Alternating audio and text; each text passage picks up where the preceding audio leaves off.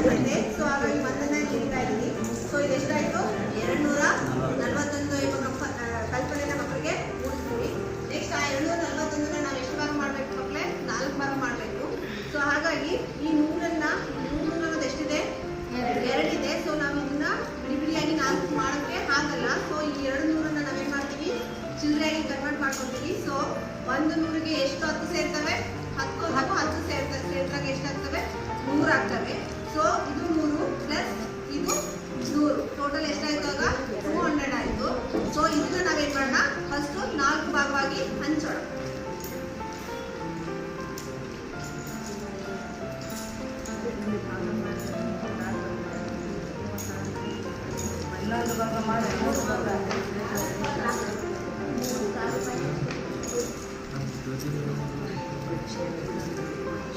So ಇಲ್ಲಿ ಎಷ್ಟಾಯ್ತು? 4 ಆಯಿತು. ಸೊ ಇದು ಕೂಡ ಟೆನ್ಸ್ ಆಗಿರೋದ್ರಿಂದ ಜೊತೆಗೆ ಸೇರಿಸ್ಕೊತಾ ಇದ್ದೀನಿ. ಸೊ ಮತ್ತೆ ಎಷ್ಟು ಹಂಚೋಣ?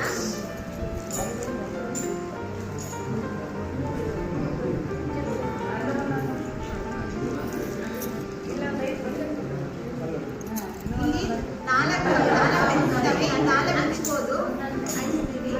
ನೆಕ್ಸ್ಟು ಇನ್ನು 1 ಉಳ್ಕೊಳ್ಳುತ್ತೆ. ಸೊ 1ನೇ ಇಡ್ತೀವಿ.